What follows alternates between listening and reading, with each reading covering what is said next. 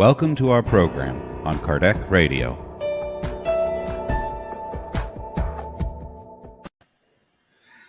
Hello, everyone. It's Tuesday, 10th of August, 2021, 7:15 here in Ireland. And today I have a pleasure because we are in family. I have my twin brother here with different mom, So Dan is accept our invitation and will give us his thoughts about life changing, and it's amazing to have Dan here. He's a member of SSI, Irish Spiritist Federation. He just lives in a different country. That's it. That's a simple minor thing. Minor details. Yeah, exactly. But he's here with us anytime. And it's a pleasure to have you here, Dan, with us. Thank you. It's been a while since you don't appear here. I guess you were busy. Look at that. It has been, it feels like it's been a long time because I always enjoy being with you.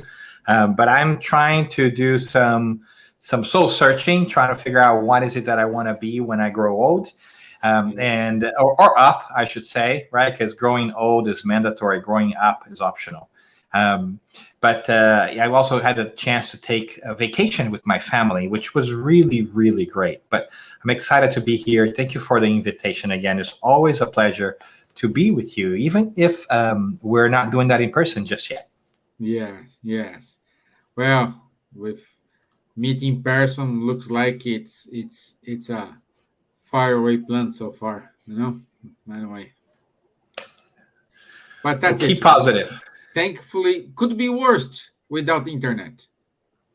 We could. Yeah? You certainly could, right? If this pandemic had happened 10 years ago, it would have been a lot harder. Yeah, exactly. So while we're talking here, I can see a lot of people joining us. We have Leah from Sweden, Roberta from Ireland, Rihanna from South Africa. So, hey, Rihanna. So we are traveling to all these countries, my friend. And of course, Don from hot Chicago. Yeah, Don. Always great to see you, Don, even if virtually. Exactly. Yeah, we need to. But this pandemic needs to give us a break, and I need to meet all these people in person. Next time I go to US, I need to do a stopover in Chicago, so stopover in Texas. So a lot of stopovers.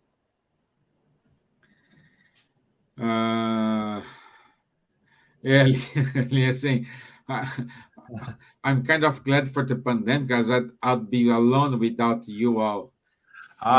You have us, Leah. You have us, whether you like it or not. and for sure, these lives, perhaps these lives will never stop because the results we are reaping from these, it's amazing here. We are reaching a lot of people in different countries, spreading the spiritism in English. That's one of the best things that's happened to us. Dan is one of the guys who support this, who fighting with this for many years, and finally we found out because believe or not, I think the last time I was with Dan in person, we were discussing this. Oh, what are you gonna do to spread the spiritism in English? Oh, I don't know. Oh, we can do this. Yeah, let's do that. And suddenly, the pandemic resolved this. Oh, funny how it happens, right? Yeah. So it's been very hard on many different people, but we also can look at the positive things and the lessons that we have learned from it, right? And I think that's definitely one of those. And I'm excited to be able to be with you guys virtually because, it's great to see good people. It really is. Yeah, exactly. Okay, so let's shall we start? We have a lot of people here already. So let me do the initial prayer and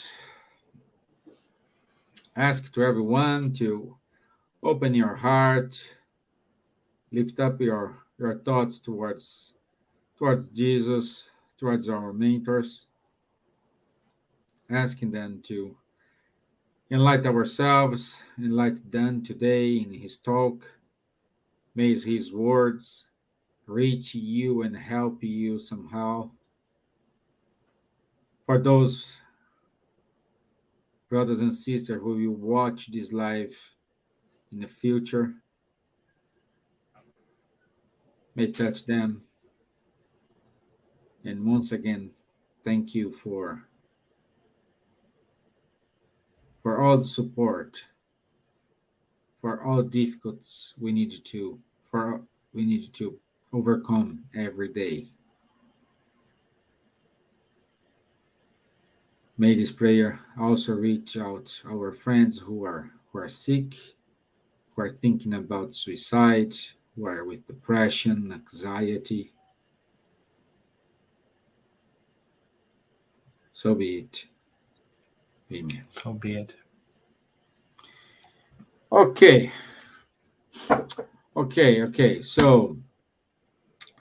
So today, Dan will talk about change our lives using the prodigal son parable. It's amazing to have this talk. So I want to reinforce here our road of Damascus is it's out there. So it's another life changing. So please, if you didn't read it, read. I highly recommend you to download in Kindle or buy the book in paper. It's every single chapter you see something has slapped your face. Like I can hear Dan say, "Hey, Stevan, watch this out." But anyway, Dan, our friends is all yours. Break a leg. Thank you, my friend, my brother from another mother. Yeah.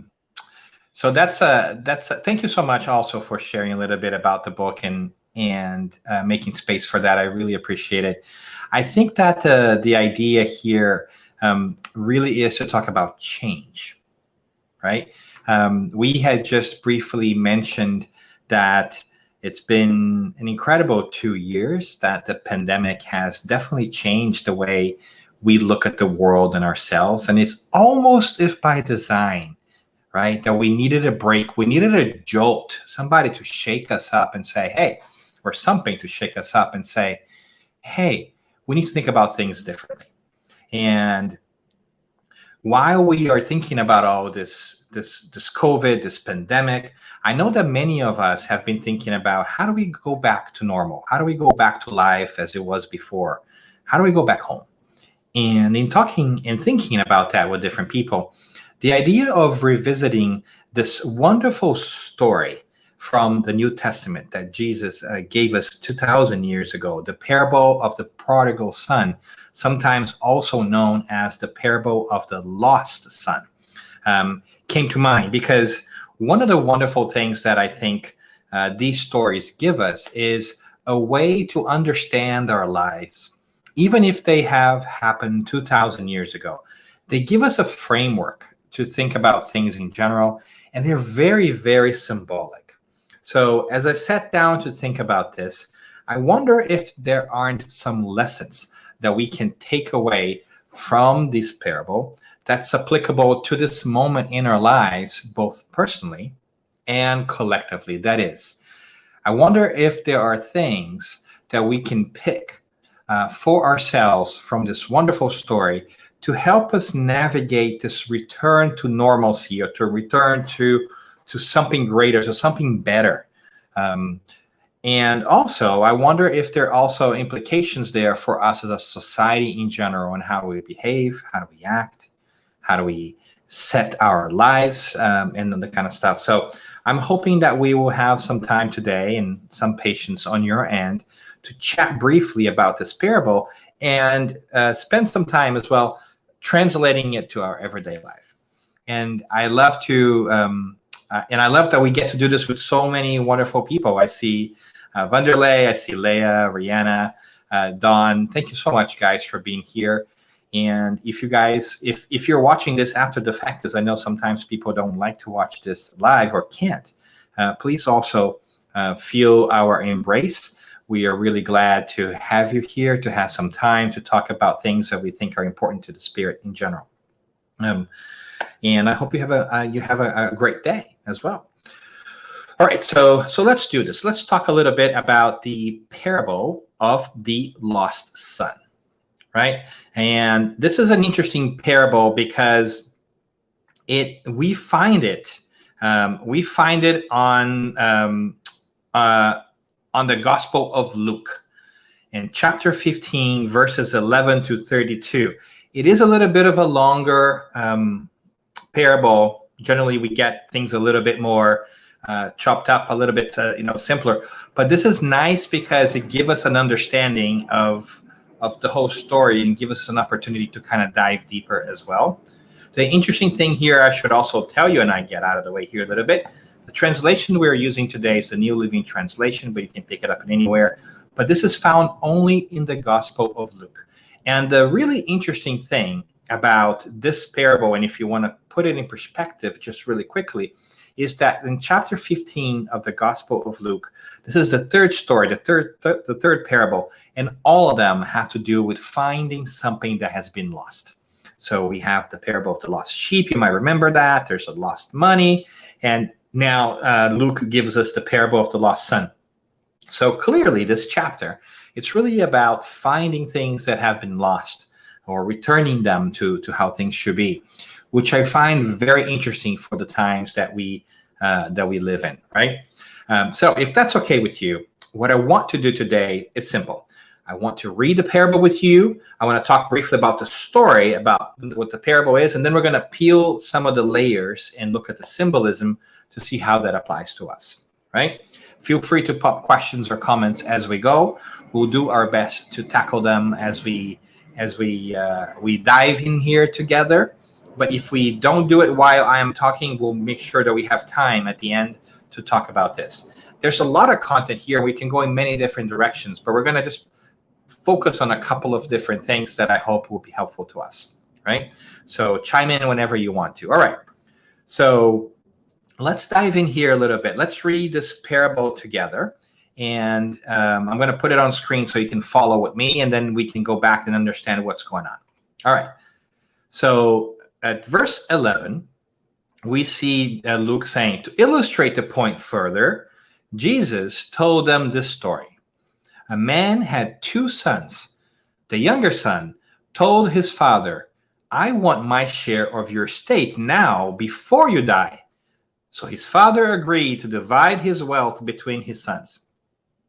A few days later, this younger son packed all his belongings and moved to a distant land. And there he wasted all his money in wild living. About the time his money ran out, a great famine swept over the land and he began to starve. He persuaded a local farmer to hire him, and the man sent him into his field to feed the pigs. The young man became so hungry that even the pods he was feeding looked good to him, but no one gave him anything. All right, so let's keep going here because there's more, right? When he finally came to his senses, he said to himself, at home, even the hired servants have food enough to spare, and here I am, dying of hunger. I will go home to my father and say, Father, I have sinned against both heaven and you, and I'm no longer worthy of being called your son. Please take me on as a hired servant. So he returned home to his father, and while he was still a long way off, his father saw him coming. Filled with love and compassion, he ran to his son, embraced him, and kissed him. His son said to him, Father, I have sinned against both heaven and you, and I am no longer worthy of being called your son. But his father said to the servant, Quick, bring the finest robe in the house and put it on him. Get a ring on his finger and sandals for his feet, and kill the calf we have been fattening. We must celebrate with a feast, for this son of mine was dead and now has returned to life. He was lost, but now he is found." So the party began. And the story could end there, right, friends? But there's more. There's more. Let's look into this too. Meanwhile, the older son, the one that had been left behind, right, who had stayed at the farm, was in the fields working. When he returned home, he heard music and dancing in the house. And he asked one of the servants what was going on. "Your brother is back," he was told, "and your father has killed the fattened calf. We are celebrating because of his safe return." The older brother was angry and would not go into the party. His father came out of the party to talk to him and begged him, but he replied, "All these years I've slaved for you, and you never once refused to do a single thing you told me. And in all that time, you never gave me even one young goat for a feast with my friends. Yet when this son of yours comes back after squandering your money on prostitutes, you celebrate by killing the fattened calf." His father said to him, "Look, dear son, you have always stayed by me, and everything I have is yours. We had to celebrate this happy day, for your brother was dead and has come back to life. He was lost, but now he is found." All right, so that's an interesting story, right? And we can actually break it down a little bit to make sure that we understand what's happening in general in the story, the different parts, before we talked about it. So we know that he begins working at the farm. He starts his life at the farm. He's working at the farm. And then something incredible sort of happens. I don't know if you guys caught on this one, but he actually says, I don't want to be here anymore. Not only does he do that, but he also says, "I think I deserve more. So I want my father to give me my inheritance now, even though he's not dead yet." He basically turns to his dad and says, give me my inheritance now. I don't want to wait until you die. I want to enjoy it now, right? Which is, between us, I think, just all of us today, sort of a pretty rude and kind of a insensitive thing to do, right? You're basically telling to your father, I don't want to be here. I want to have the money that you would give me when you die. Give it to me now because it's mine. And surprisingly, the father does that. The father does give the money to him and separates his estate between the brothers before he's even dead. And then what happens next, right? He goes on a journey to a distant land. And in this distant land, he begins to enjoy life whichever way he can, right? He dates all the girls. He eats all the food. He parties. He does everything. And because he's not really paying attention, he spends all his money. And we also know what happens next, right? In that distant land, which is far away from the farm, something else happens. Hunger sets in. There is this famine going on, and all of a sudden he has nothing left, right? He doesn't have food anymore. He doesn't have money anymore, and he finds himself in trouble, and he tries to figure out what is he going to do. And he decides to convince a farmer to give him a job. The interesting piece here to me is that even when he hits bottom here, he doesn't decide to go back home just yet, does he? He decides to stay there and make it happen. If he can only get a job, he can go back to having that good life that he was hoping to maintain and that he just got careless about. But in the process of getting the job, he begins to realize that things are not exactly as he expected. The job that he has been given is to feed the pigs.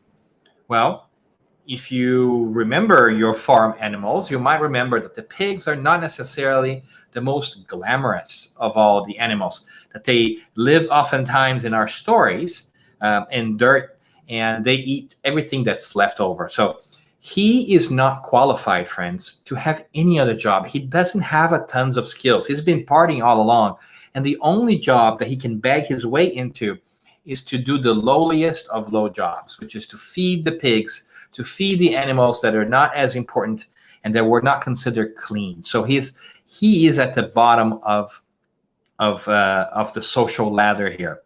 And he also understands that nobody in those lands is going to give him anything. He's hungry. He's so hungry that even the food that he's feeding the pigs sounds appetizing to him. Yet, the farmer or anybody else, they're not even going to give him that food. He's starving. He's hurting. He's sad. He is at the bottom of his life. And he comes into himself. There's a wonderful figure of speech. And he realizes, what am I doing here? How did I get here? I was at the farm, and at the farm, even those who work for my father, who was the boss, and I was part of the family, even the servants have way more than these people over here in this land. What am I doing here? I messed up. I need to go back, and I need to say to my father, I'm so sorry. I know that I have been very rude and senseless, but can you take me back? Don't take me back as a son. Take me back as a servant, because I know I need to make up for everything that I've done. And while he's on his way back, and here's where it gets really interesting, friends. While he's on his way back, his father sees him on the road.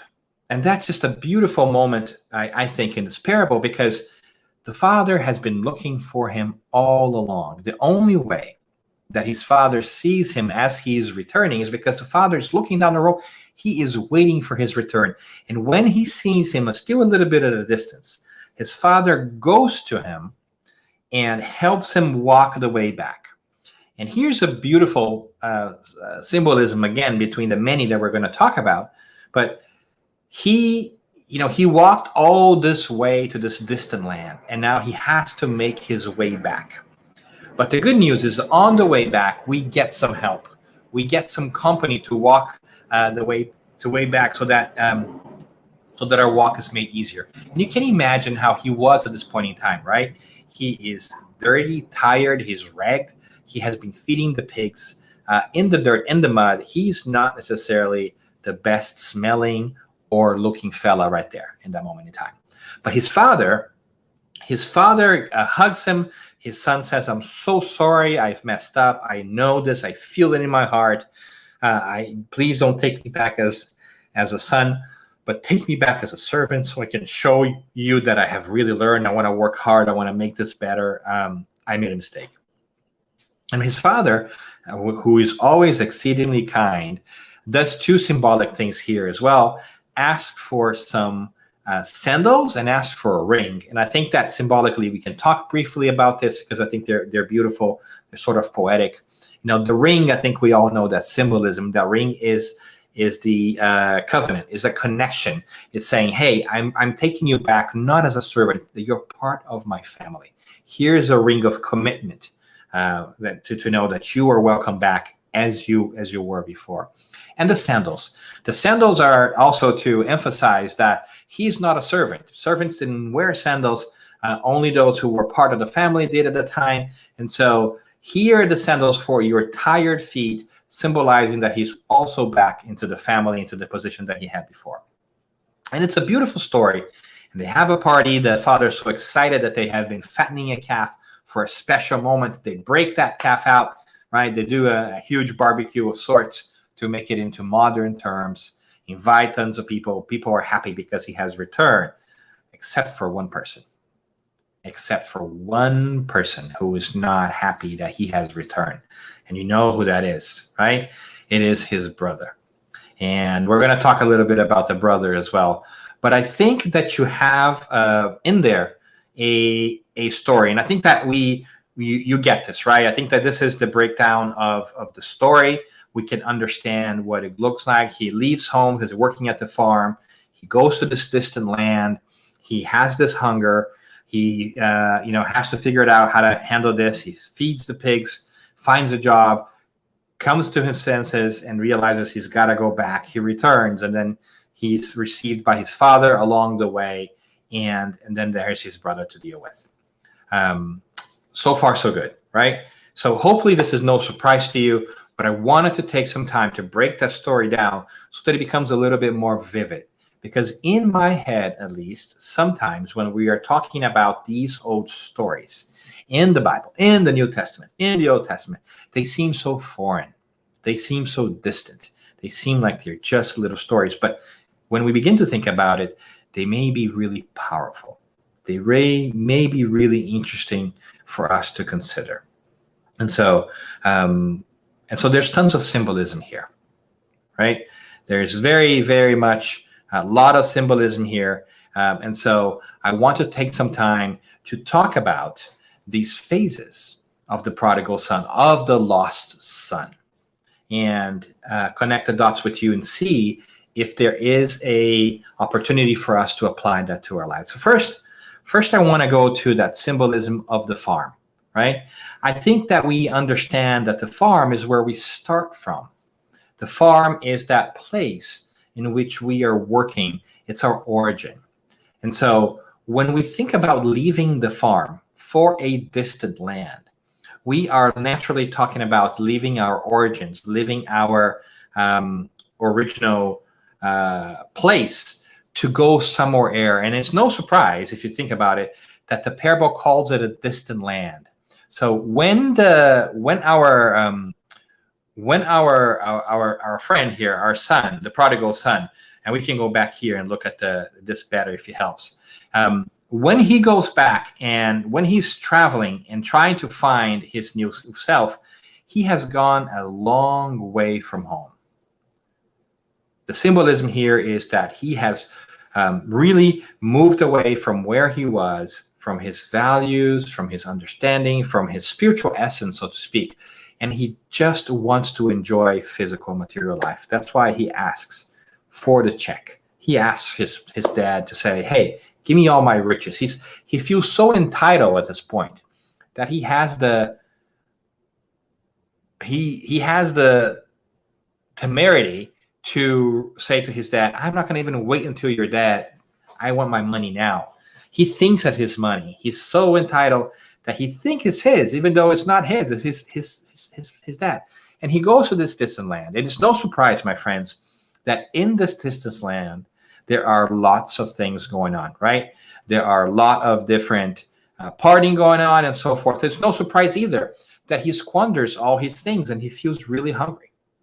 And this hunger is a symbolic hunger as well, because it tells us that if we are only going to pay attention to the values that this distant physical land urges us to party, to go out and date all the girls or boys, or and enjoy only the physical world and appeal only to your senses, eventually we are going to get a hunger of spirits. We're going to waste all these things. And when that happens, we are going to be faced with many different challenges.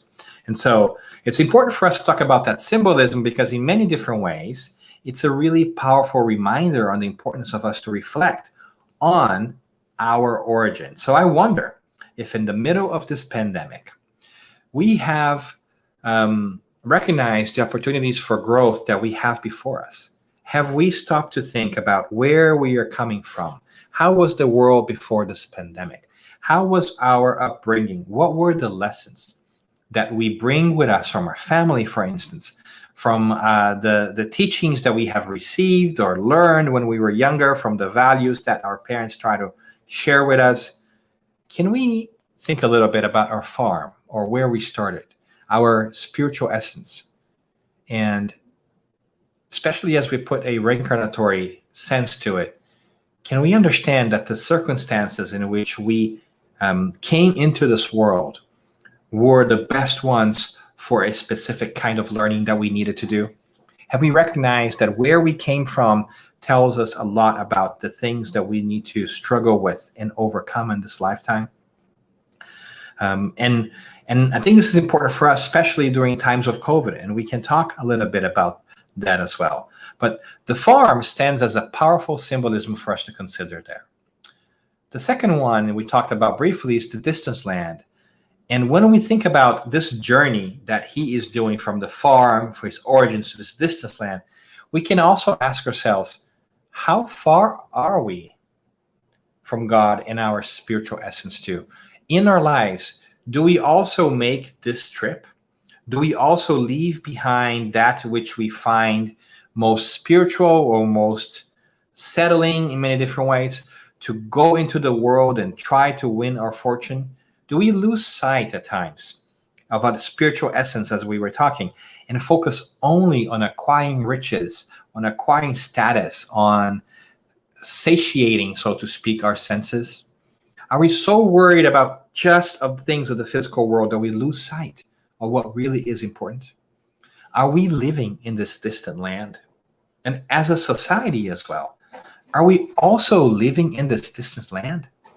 Have we lost sight of what really matters? Are we really just worried about what our paycheck looks like, or what our status looks like in society, what kind of car we drive, and what kind of material things we have? Have we lost our bearing a tiny little bit? I think that's a powerful reflection for us to consider as well there. We were going to go through these quickly because they could be conversations that last many weeks. But I think we want to kind of just show the beauty of this parable in general. And the third symbolism and the phase that we want to go here is this hunger that he goes to. Remember, when he squanders everything, all his money, and that's prodigal means, right? Spendthrift in many different ways. When he has spent everything, what is this hunger that plagues our hearts? What is this void that sometimes we feel in our souls, in our minds, in our hearts, and that we don't know what our purpose here is? What is this hunger that comes to us when we're looking for meaning and purpose? And more than ever, I think many people have been looking for that meaning and purpose even before the pandemic. We have apparently everything. Never have we had so many things in life, right? As a society, we have so much comfort in technology, yet we have not been able to quell this thirst for something inside of us. How can that be? How can that be? And why is that? Is it because we are in that distant land? Are we looking at the wrong things? Are we hoping that the wrong things are going to quench that thirst? Are we hoping that the new car, the new job, the many new relationships, the sex, the drugs is going to do it for us? It's going to really do it for us. And I think the answer we know is no. It might do it for a little bit, just like the prodigal son in the distant land, but eventually we get hunger, and we get hungry again, because we have been doing this and we've just been trying so hard to just fulfill our physical needs, and we realize that's not enough. And so that's an important realization as well. And the fourth stage of the prodigal son that also bears some reflection are the whole pigs thing, right? So why does this work not fulfill us? Why is it that the work that sometimes we're doing in our lives is not fulfilling us? It speaks to the hunger piece, right? I know so many people that before the pandemic and during the pandemic have also been thinking about whether they wanted to change jobs, whether they wanted to change places, because they were feeling that hunger and they didn't feel like the work that they were doing really mattered. In a way, it felt almost as if they were feeding the pigs. That is, they were just doing the work that takes care of physical needs, that puts some food on their table, barely, but it doesn't speak to their to their souls. And I wonder if many ways our work and our intentions and our energies have not also been focused to just fulfilling that which is sensual or physical or immediate, without thinking of the long-lasting things of the spirit. So why is it that the work that sometimes we're doing doesn't fulfill us? Is it because we're still feeling that hunger? It's because we're not aligned with what we truly want to do. And so that's a question for us to consider as well, that the prodigal son brings us. And then there is a beautiful moment here when he realizes that's no longer doing it for him, this moment of coming to self. And I think in many ways, we're all going through this too. When will we go back to our essence? When are we going to go back to the farm. And I think this is a pretty powerful analogy, especially now in the middle of the pandemic, because we have also been thinking about what to make of our lives, haven't we? Collectively, we have been talking about going back to how life was before, but the truth is, life wasn't that great to begin with either. That hunger that we felt, that the prodigal son felt, is not there just because we went through COVID. This doubt, these changes that we want to make in our lives, they're not just there because of COVID. They were there to begin with, and COVID just magnified them. So in many different ways, this whole experience that we had, this whole experiment that we had for the past 2 years, collectively, the whole world, is a calling for us to come back to ourselves, coming to our senses, and really think about, when are we going to go back to the farm? That is, when are we going to go back to where we started, our essence, and not exactly just to the world as it was before? Because if we just go back to the world like it was before, we would be no different than the prodigal son who tries to get a job to stay in that distant land, but it doesn't work. He gets that job and feeding the pigs and still does not fulfill him. So if we are just trying to go back to our life as it was pre-pandemic, maybe that's a lost opportunity. Maybe that's a missed opportunity to really think about, how can we move forward? How can we improve ourselves and those around us? How can I take care of that inner hunger that's within me, that I know it's there? Hey, and if you don't have that, that's great, good for you. But what I'm saying is that the world around us seems to be screaming for purpose, for meaning. And we seem to be looking at different places to get the satisfaction.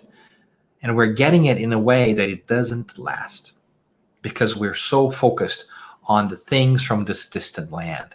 We're so focused on the here and now. We're so focused on materialistic or physicality in general that we forget to go back to our origins, to forget that we are immortal spirits. When we forget, friends, that we are immortal spirits, everything else becomes a little bit harder, because we get trapped only in the world that we see. Yes, we have to go work. Yes, we have to go pay our bills. Yes, we have to pay our mortgages and take care of ourselves, and health insurance and car insurance and all those things. Yes to all of them. Yet, they are not the reason why we are here. And now we know this. We know this because we know about reincarnation. We know that we pre-exist this physical body, that in fact, this physical body is not who we are. It's just what we are in this moment in time. We had physical bodies that were different before. We will have physical bodies that are different, that will be different in next lives, because we will have them. And we know this because the spirits tell us, because we have seen people remembering past lives. We have this knowledge now, and yet we don't often act on it. And that's an important question for us to raise. How often do I think about myself as a spiritual being? How often do I consider myself to be more than meets the eyes? Because once we remember that, it becomes a little bit easier to go through the challenges. It becomes a little bit easier to go back, to return to where we are, to our true essence. And that is another beautiful symbolism of this parable, is this return back home. How long will it take, my friends, for us collectively to make this decision to return to the things that matter, not just to the shiny things that speak to our eyes?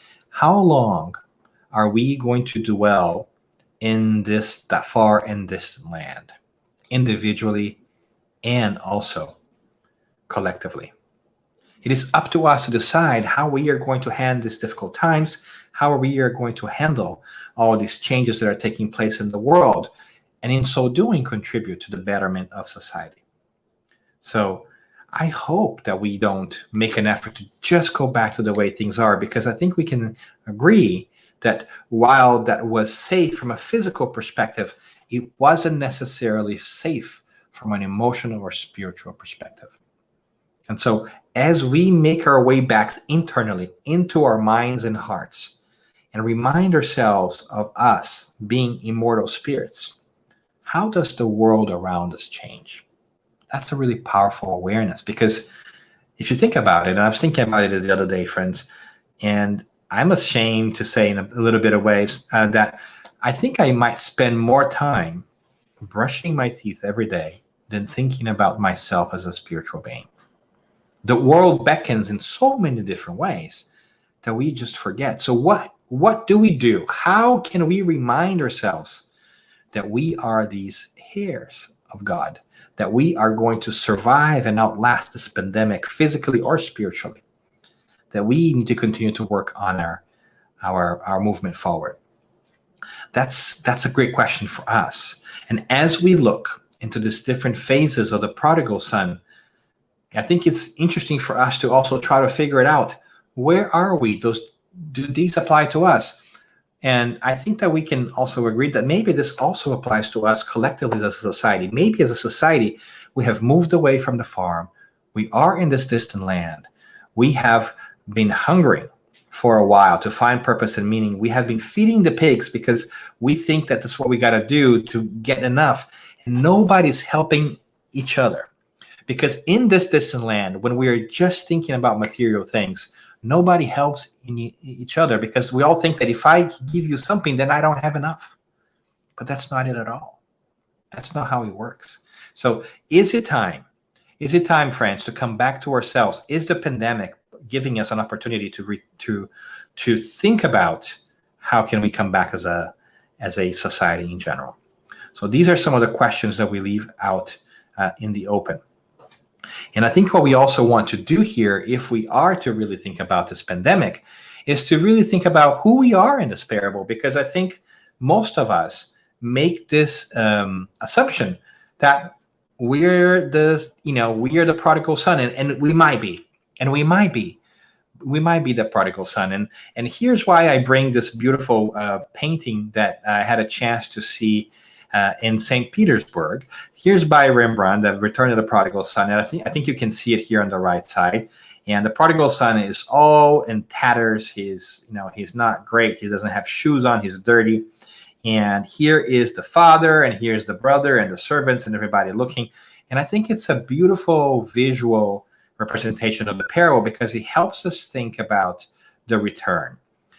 If you were to zoom in here a little bit, and I don't know if you can, I'm going to try, see if I can zoom in here. Yeah, here we go. It works.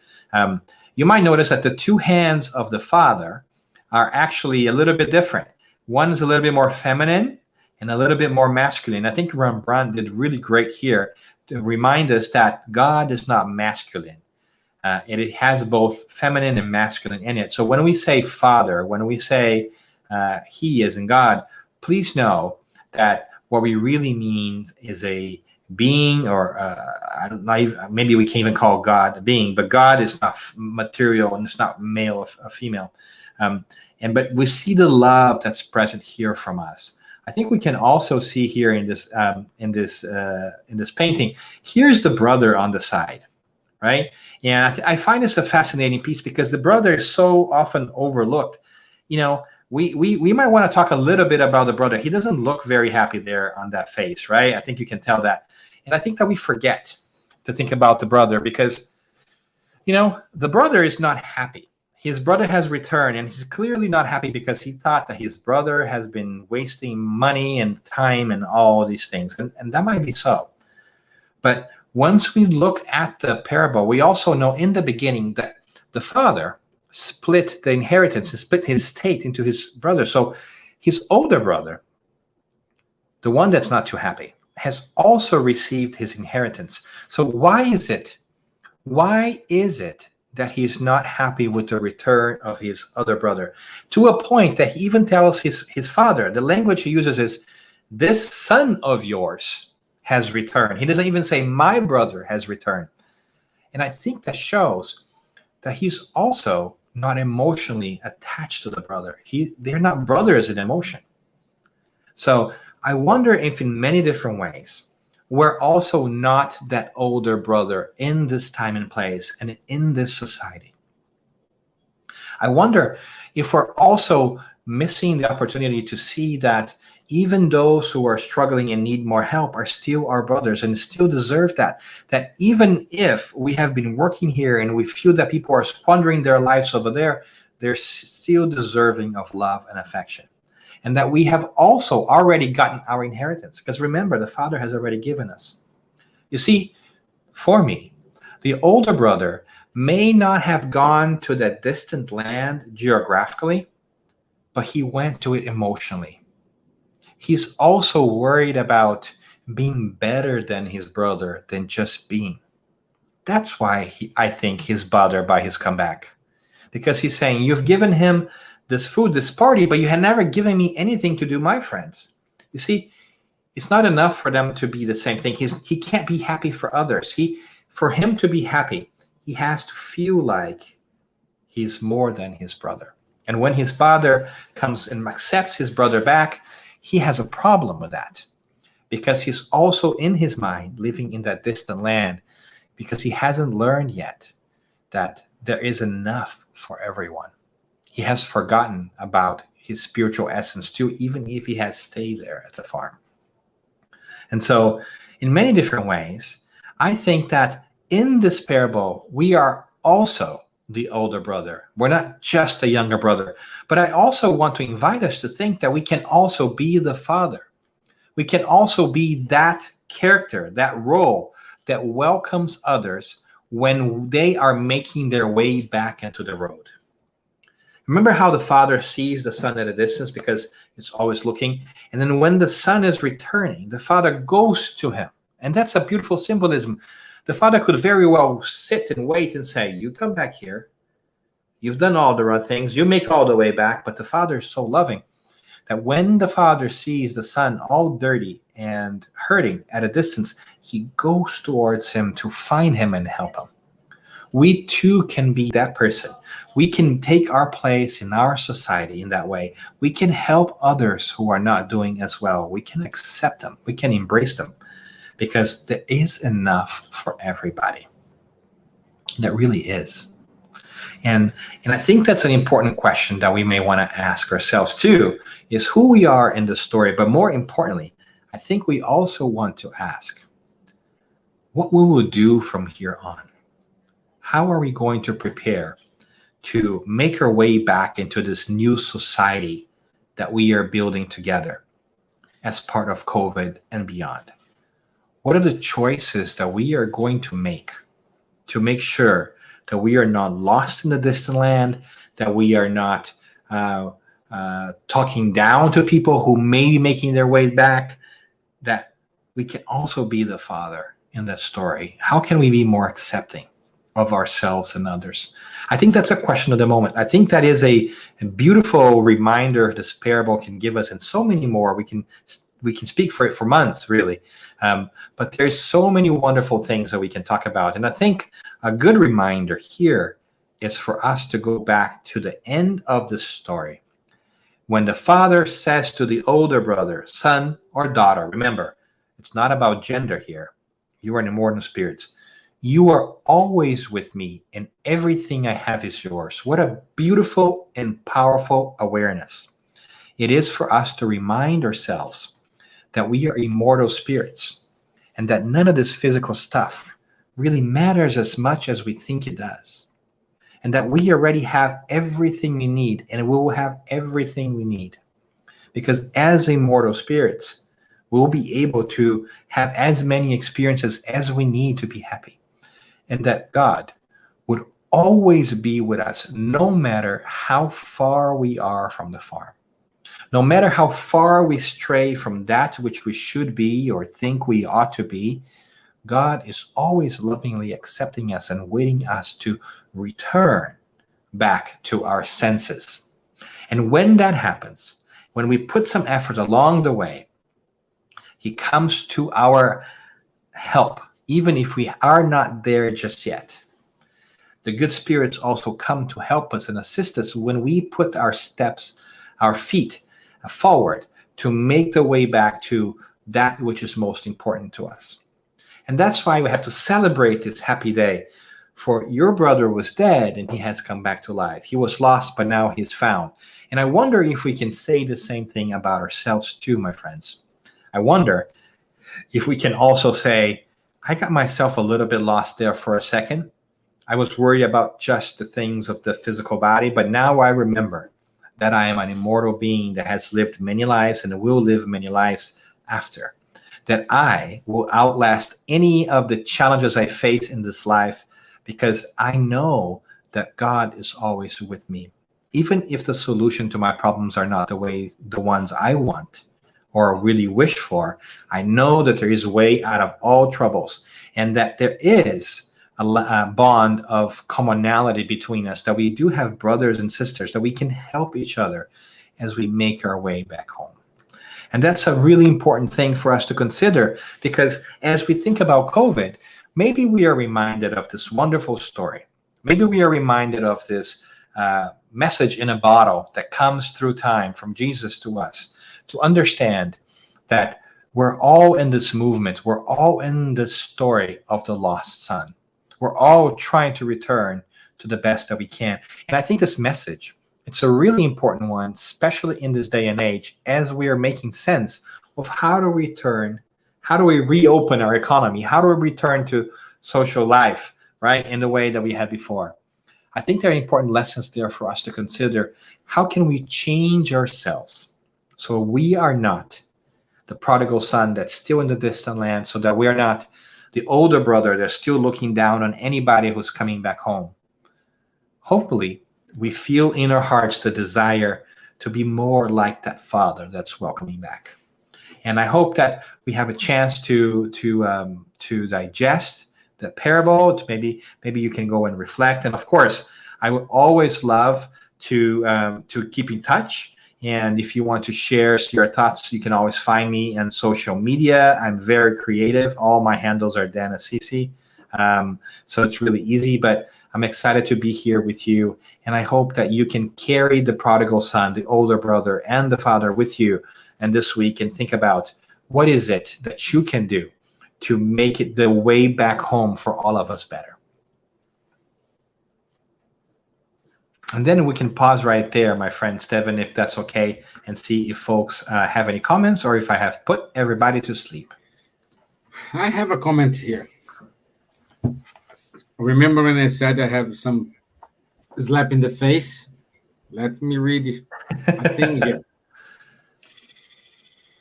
It's on page 117, lesson 4, the temporary blindness.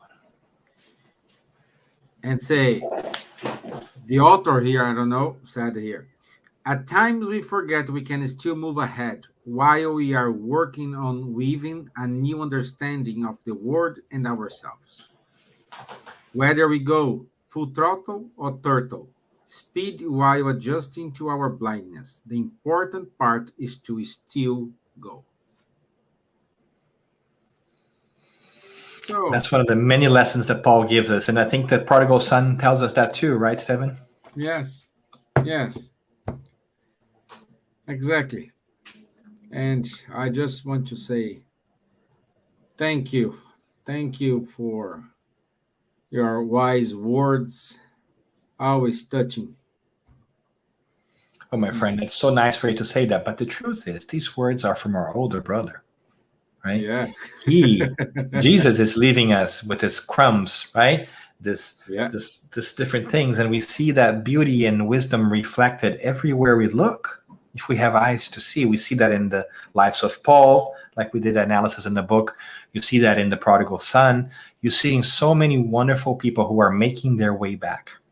Yeah. Right. And I think it's very inspiring. And I hope that it gives us that fuel to change ourselves, because it's possible. It is possible. And I think that's a beautiful message, right? The most important thing is still go on. Yes. Doesn't matter what happened. Yes. Doesn't matter what happened. Still go on. And here we have here nice comments. Leah says, I cry happy tears. Thank you, Dan, so much. Thank you, Leah, for being here with us. I love that we have a chance to share our emotions and our thoughts, even digitally, right? Our friends from from Ireland here, our Irish friends. And Stevan, thank you for making the space for us to come together and be together. And isn't that a lesson in itself, that we can be together in thought and in heart, even when we're not physically present? I think there's a lesson in there too. Yeah. And Gabrielle says, I haven't slept at all. How come with this blasted talking? Thanks both for your time. Thank you, my friend. And Nady, great speech, Dan. Always make us think about our behavior and actions. Think a lot. Right, Nady. Right, Gabriel. I think that's the goal here. I mean, these stories come alive, right?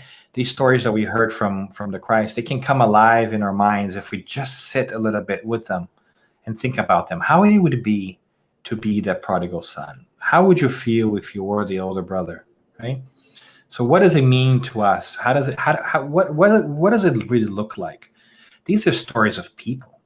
Mm-hmm. People like you and me. They just happen to be in a different part of the world than the one that maybe we were born in. And they just happen to have lived many years in that life, right? Before the life that we have now. But their lessons are eternal. Yeah, I would say we act as is convenient for us. If convenient to be a brother, old brother, we act as an old brother. When it's convenient to be the prodigal son, we act as the prodigal son. So we don't stick with the rules, and we fight our own shadows, and instead we just keep moving around and see, okay, this is better for me, this is better.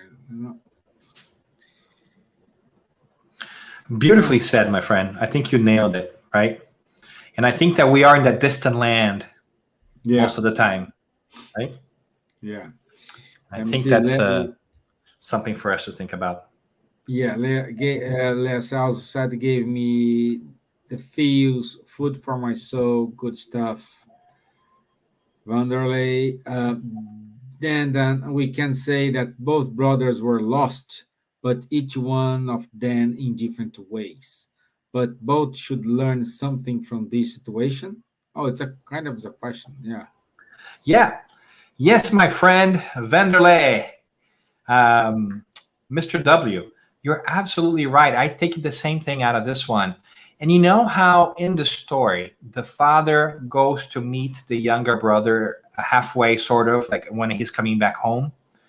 I think that, if we had more time, we can kind of spend time here. But when there is a party for the younger brother, remember how the other brother doesn't go in there? The story tells us he waits outside. Notice how the father also comes out to meet him where he is. Isn't that beautiful? Yeah, the father goes to him, not he comes to the father. Correctly, because he's pouting, right? He's saying, I'm not going to go in there. No, I'm better than that. That's ridiculous, right? And the father goes to him, and you can see how beautiful that is. The father has gone to both sons. Yeah. Isn't that beautiful? So yes, I think that the son is also lost. So sometimes I wonder if we're also not that older brother where we think we're doing everything, but our heart is not just in the right place just yet. And listen, this is no judgment here, right? We're not judging the older brother. We're not judging the younger brother. We are just empathizing and saying, maybe that could be us. And I wonder if I know for a fact that in certain moments, I have that older brother mentality and attitude. And also in some moments, I pass judgment on different people, and I think I'm better than them, and I deserve more than them. And then I am reminded of the story, and I say, aha, right? Nobody wins until everybody wins. There is enough for everybody. And I think that's an important thing that we lose a little bit in our society nowadays, because there is this assumption that, hey, if I be nice to you, if I help you, then I am losing my spot, or I'm losing an opportunity, right? And I'm not quite sure that that's the message that the parable brings us, right? Yeah. Okay, so our time is up, my friend. It's always a pleasure to have you here with us. Once again, thank you for your time. Thank you for connect with us just after your holidays. I hope you have recovered, recharged your batteries, and let's go for the second or third round. And thank you again for being here with us. And I don't take too long to come back. Thank you for helping me, friends. And I think I always say this: Spiritism has given me a new understanding on how to look at life and think about spirituality, but has also given me wonderful friends, such as yourself, brother from another mother, and many other people who are commenting here as well, right? I had a pleasure of meeting Don many times in person in Chicago, right? I had a pleasure of also meeting Vanderlei in person, right? So, I mean, it's just wonderful. And I think that it's a beautiful thing that we can become a bigger and greater family. So thank you for making the space. Thank you for having me. And I hope that we get to see each other soon. Don's talking. I have a last minute question here, reflection here, if you don't mind. Yeah. Speaking of which, I mean the prodigal son, does it happen when we do something out of spiritism? I mean, I'm going to give food to homeless people here in São Paulo, but my wife and I are doing it with a group of people from another center, Umbanda, another center. Umbanda, is there any problem? Oh, no. He goes with the people with the Umbanda doing this, this charity. Yeah, and asking if there's any problem. Not at all, my friend. Not at all. The important thing is that we go out and do things, right? I'm not sure that God really cares which shirt are we wearing when we're doing good. And I'm not sure that people who are getting that food or that help really care, like whether you're dressed in blue or in black that day, right? And for those that might not be familiar, Umbanda is a African-rooted religion that's also very popular in Brazil. And I mean, we all work from the same boss, right? Exactly. And, you know, I don't know if you guys had the commercial, but there's some Toyota commercials for the Olympics. And in one of them, this girl says something which I think was really great. She says, "You don't have to be great to start, but you have to start to be great."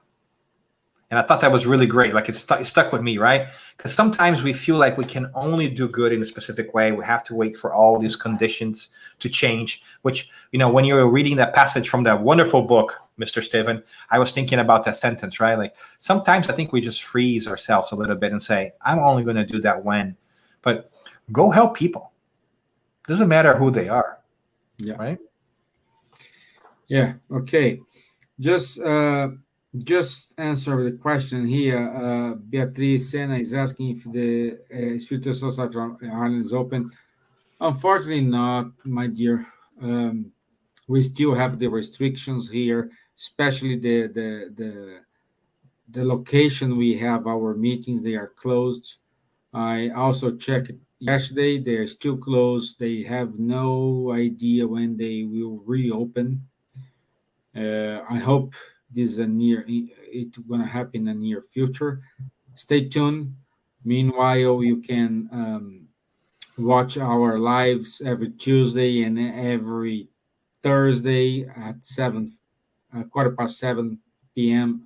Here in Ireland. Also on Wednesday, we do have our study group.